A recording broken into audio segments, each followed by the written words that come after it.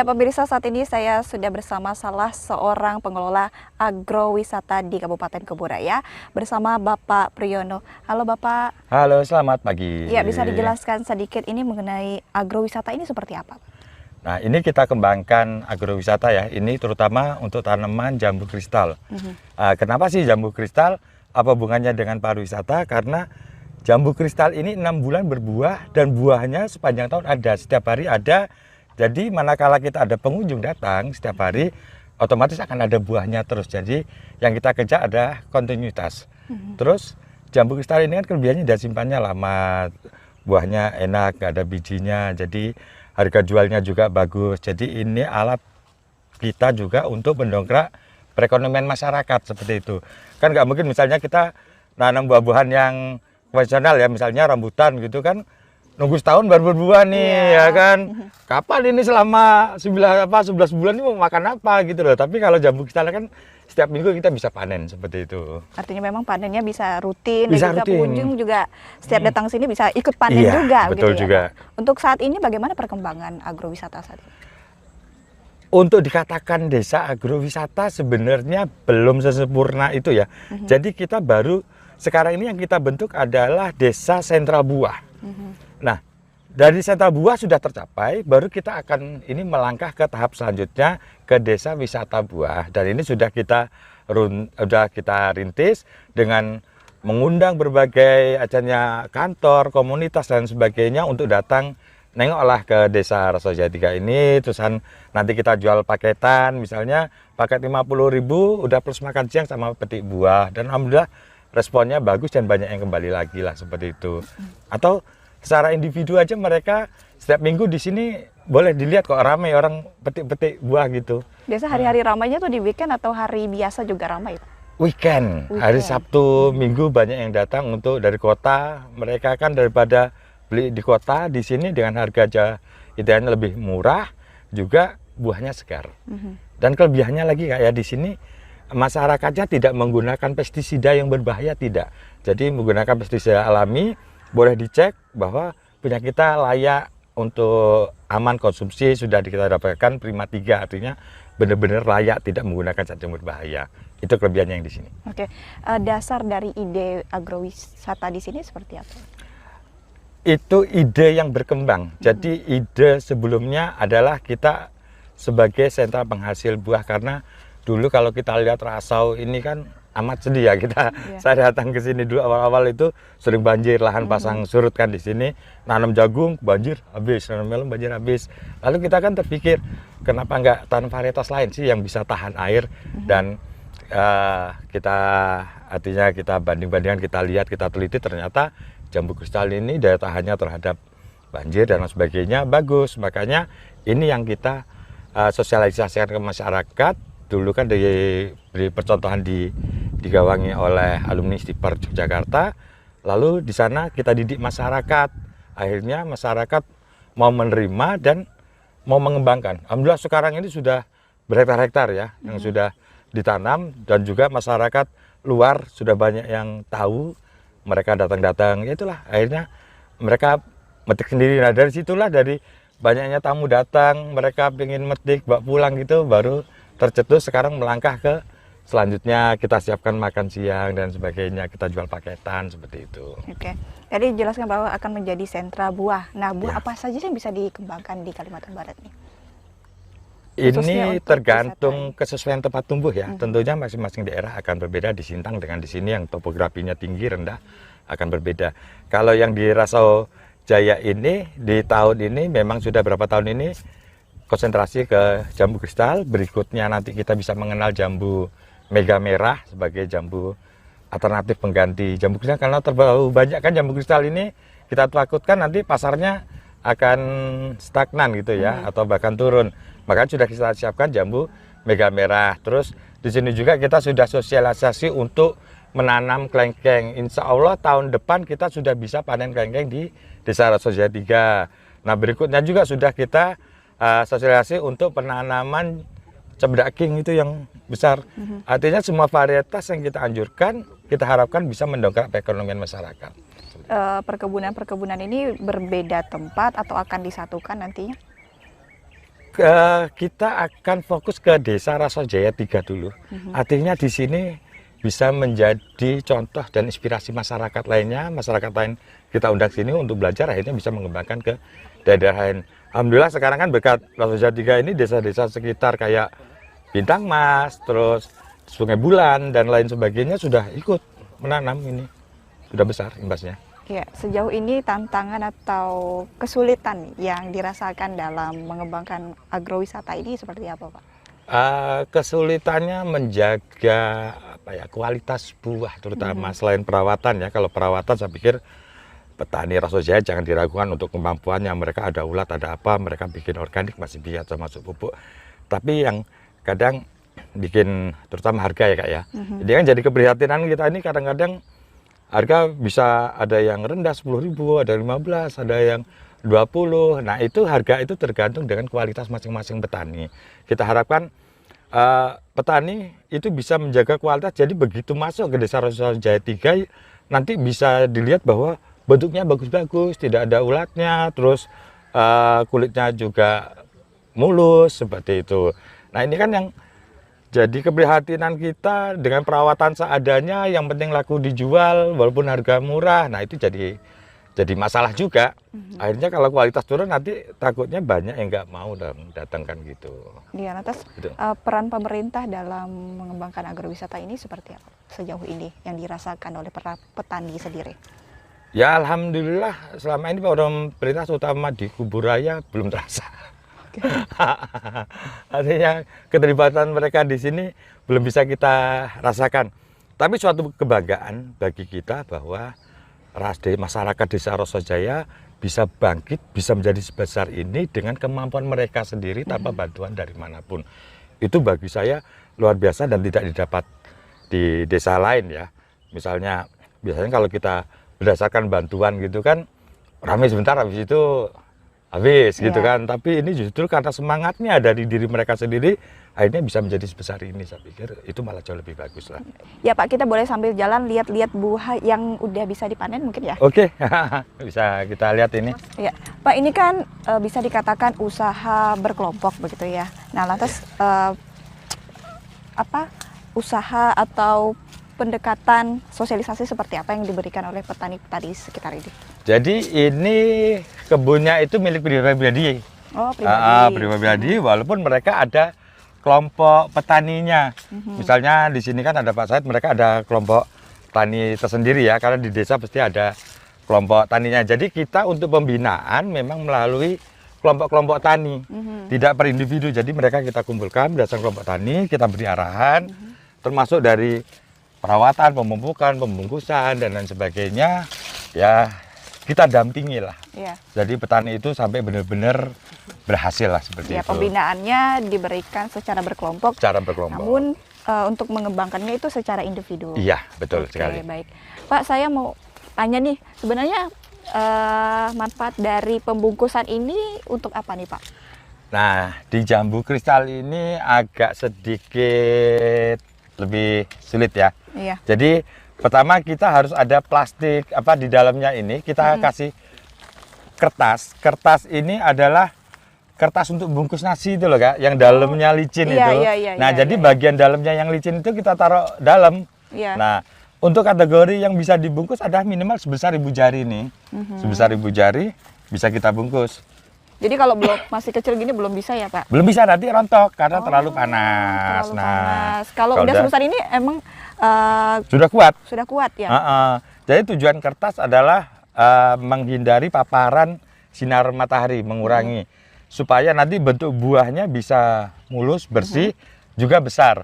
Beda kalau pakai plastik saja, itu nanti akan lebih kecil-kecil sudah masak. Dan fungsi kertas yang plastiknya adalah di sini supaya tidak masuk lalat buah. Iya. Karena ini kan penyakitnya adalah lalat buah. Kita mengurangi semaksimal mungkin penggunaan pestisida yang sifatnya kimia ya, terutama yang berbahaya. Makanya kita gunakan cara seperti ini. Ini dari pembungkusan sampai besar tergantung besarnya ya, karena ada yang kadang besarnya sampai 8 sampai 1 kilo, itu butuh waktu 3 bulan. Tapi standarnya untuk kategori panen adalah kita di berat 3 on itu kecapai untuk di umur 2 bulan. Oh, 2 bulan setelah panen. Lumayan juga ya, Nah, Pak. 2 bulan setelah pembusukan. Terus untuk mencegah hama di sekitar ini seperti apa, Pak? Kadang kan ada jambu yang berulat di dalamnya tuh. Apakah dengan ukuran segini ini tidak termasuk terlambat gitu untuk dibungkus? Nah, makanya kita tadi pakai kategori yang besarnya sebesar ibu jari itu. Jadi kalau sebesar ibu jari belum masuk. Kecuali kalau sudah besar itu mau tidak mau harus kita buang. Oh. Iya, itu udah masuk. Makanya kita batasannya itu maksimal.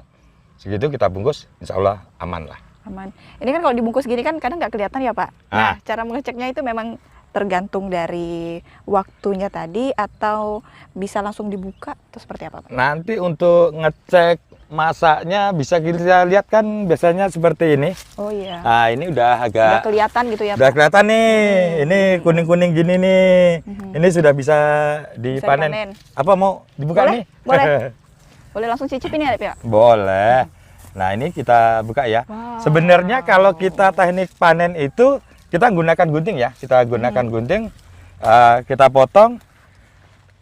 Tidak boleh tersentuh oleh kita sampai ke tangan konsumen atau harus menggunakan sarung tangan lah. Jadi insya Allah jadi sampai ke konsumen pun ini masih higienis, tidak tersentuh tangan. Pengaruhnya Pak, kalau tersentuh tangan juga nanti akan mudah busuk ya. Kalau kita pegang itu 2 hari biasanya sudah rusak. Oh, itu. Boleh dilihat di sini. Ini kan tampilannya mulus nih, bagus, mulus. tidak ada bercak-bercak. Bersih, iya. Terus beratnya minimal yang dipanen itu 2,5 on. 2,5 on. Ini kira-kira berapa nih, Kak? Pak? Ini 3. 3. Artinya sudah lebih lah. Jadi segini sudah layak untuk kita Sudah panen. Beratnya 2,5 on. Sudah tampilannya juga sudah agak kuning dia. Dan bentuknya mulus. Itu kategori yang bisa kita panen. Artinya memang tidak boleh tersentuh tangan kalau untuk Tidak boleh. dijual ya? Bagi kita haram.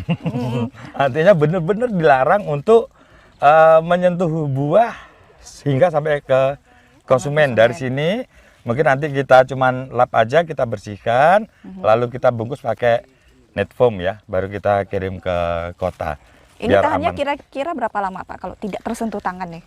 Bisa 5 hari.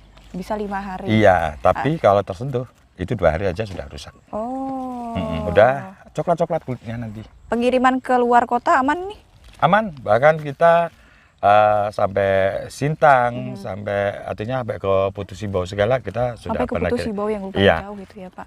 Ini kalau pengirimannya ada pengemasan khusus atau Tidak ada, kita ya cuman dibersihkan lalu kita beri net foam saja yang busa itu. Karena nanti untuk tahan benturan supaya kalau dia terbentur-bentur gitu nanti kulitnya akan rusak gitu.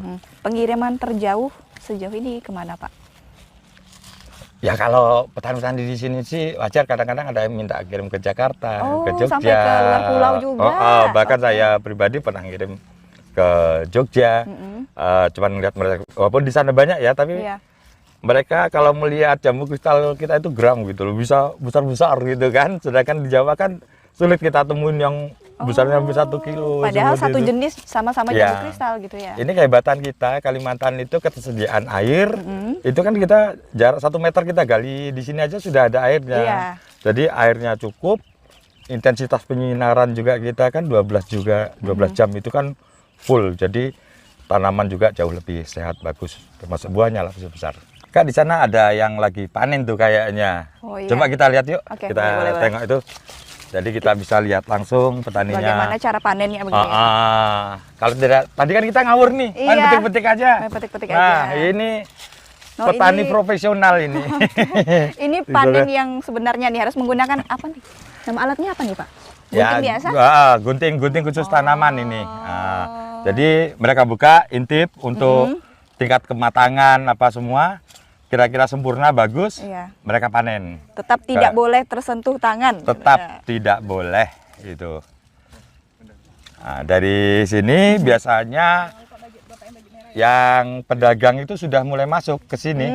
Jadi mereka tidak repot-repot untuk masarkan ke swalayan atau kemana? Mereka jual di tempat aja. Sudah dijemput oleh Sudah. Distributor lah biasanya Oh, disebut gitu ya Pak. Bahasa sininya cangkau. Cangkau, iya. Cangkau buah. Kan ini tadi saya lihat ada yang bentuk bulat, terus ini lonjong ya Pak? Iya. Ini berpengaruh sama biji atau tingkat kemanisan atau seperti apa? Sama saja sih kita bilang, tapi rata-rata kalau yang lonjong ini kan nggak ada bijinya. Ini orang bilang itu jambu kristal Farang, entah kata Farang itu dari mana, tapi sebutannya gitu. Ini kalau kita buka, itu bijinya benar-benar nol. Bijinya benar-benar nol. Iya, bijinya benar-benar nol. Tapi rata-rata sih banyak yang bulat permintaan. Tapi untuk kita tingkat kemanisannya bagus yang bulat. Oh, bagus yang bulat. Banyak disukai yang bulat walaupun ada bijinya. Tapi kan isinya cuma 5 atau berapa, Iya, nanti coba kita buka ya. Ini kan minim biji ya Pak. Untuk pembibitannya sendiri itu dari cangkokan atau dari apa? Ada berbagai macam pembuatan vegetatif ya kita bilang, yang penting bukan dari biji-biji generatif. Itu ada yang di sini umumnya cuma 2. Itu dari sambung pucuk atau top grafting. Yang kedua dengan sistem cangkokan. Tapi yang banyak dipakai sih sistem cangkokan lah. Karena apa ya, kecil-kecil sudah buah gitu kan. Iya. Produktivitasnya juga lebih tinggi. Iya. Selain menjual buah, ada jual bibit khusus gitu untuk para pengunjung mungkin yang ingin bercocok tanam juga di rumah? Oh, kalau ke Desa Rasau Jaya 3, itu sudah kita bina beberapa penangkar, dan itu semua buah yang ada di desa ini kita buat mulai dari manggis, langsat, rambutan, jambu, macam-macam, kita termasuk durian ada. Ada semua. Jadi lengkap lah kalau untuk pembibitan di desa sini. Itu kan juga alat untuk mengembangkan varietas baru dan dikembangkan di desa ini juga. Artinya memang selain menjual buah, menjual bibitannya juga. Iya. Nah, bagaimana dengan peningkatan ekonomi yang dirasakan sejauh ini? Saya pikir masyarakat cukup terbantu ya. Artinya kita lihat berbagai orang ya. Jadi ada Pak Wiji, dia nanam jambu. Habis itu dia bisa bangun rumah. Bahkan tetangga sebelah kita ada yang bisa beli mobil. Juga di samping faktor ekonomi juga faktor kesehatan. Kayak Pak Said dulunya sakit jantung. Alhamdulillah sekarang setiap pagi dia olahraga bisa nyemprot. Banyak banget lah manfaatnya bagi masyarakat, dan kita lihat perekonomian benar-benar bergerak ya. Karena hampir tiap hari orang pakai keranjang-keranjang gitu kan, naik motor bawa jambu. Kalau mungkin kalau di Bunggul Mbak Durian, kalau di sini bawa jambu. Oh iya. Ini kedepannya akan ada varian apa aja nih Pak yang akan dikembangkan? Setelah ini lagi berjalan ya, bukan setelah. Ini memang sudah berjalan dan sudah ada yang dipanen juga adalah jambu mega merah. Jambu mega merah. Kenapa kita kembangkan? Jadi takutnya untuk jambu kristal ini nanti akan terlalu banyak yang menanam, jadi kita imbangi supaya nanti harganya bisa tetap stabil. Harapan kita seperti itu. Terus yang merah juga kan pasarnya juga saya pikir jauh lebih luas ya. Kita bisa masuk ke rumah sakit untuk industri jus. Kita ketahui kota Pontianak tercinta kita ini kan tukang jus kan banyak banget, ratusan kan gitu. Otomatis saya pikir pasarnya oke lah nantinya. Selain menjual buah secara langsung, ada modifikasi dari produk ini sendiri nggak Pak? Ada beberapa di sini yang sudah dibikin olahan. Seperti pernah kita bikin keripik jambu kristal, tapi sekarang mesinnya lagi rusak, lagi berhenti. Sebenarnya sayang ya, pas kita lagi liputan. Terus yang kedua itu yang sudah mulai dijual juga dodol. Dodol jambu? Dodol jambu. Dodol jambu. Iya. Terus juga ada yang dibikin puding, bolu, dan lain sebagainya lah. Jadi banyak sekali variasi yang bisa dihasilkan dari jambu kristal ini. Artinya itu untuk meminimalisir resiko terbuang ya. Karena kan misalnya ada yang buletan nih, di sini ada buletan dikit gitu kan nggak bisa kita jual. Tapi itu bisa dimanfaatkan untuk industri keripik atau yang sebagainya. Oh baik. Untuk pemasarannya sendiri masih sekitar di sini atau via online, jadi bisa mencakup lebih luas lagi atau seperti apa? Masyarakat lebih sekarang itu cerdas ya. Kadang-kadang kita sendiri yang niatnya awal mau bantu malah nggak bisa bantu karena mereka sendiri tahu-tahu sudah posting aja di Facebook di mana kan. Jadi apa ya, untuk pemasaran saya pikir tidak sulit lah. Kayak kemarin sempat jual keripik itu ternyata ya pasarnya bagus juga. Niat kita supaya kita ambil nantinya kita pasarkan di kota, nyatanya ya tetap tidak bisa juga kan. Artinya memang terjual di sini. Oh, masih tetap Rata-rata terjual di sini. ya karena banyaknya orang luar yang datang dari Pontianak, dari manapun Singkawang banyak yang datang ke sini. Jadi karena bisa dikatakan sistem jemput bola lah para pelanggan gitu ya. Iya. Oke, Bapak, terima kasih atas waktu dan kesempatannya sudah menjelaskan secara detail nih mengenai jambu kristal ini. Saat ini saya mau langsung melihat petani nih, karena saya penasaran nih jambu-jambu ini dan kiat-kiat menanamnya seperti apa. Sama-sama, saya juga terima kasih wakil masyarakat merasa terbantu. Doain aja semoga setelah diliput ini nanti akan makin banyak dikenal ya kampung kita ini. Ya, baik Pak, langsung saja saya. Iya.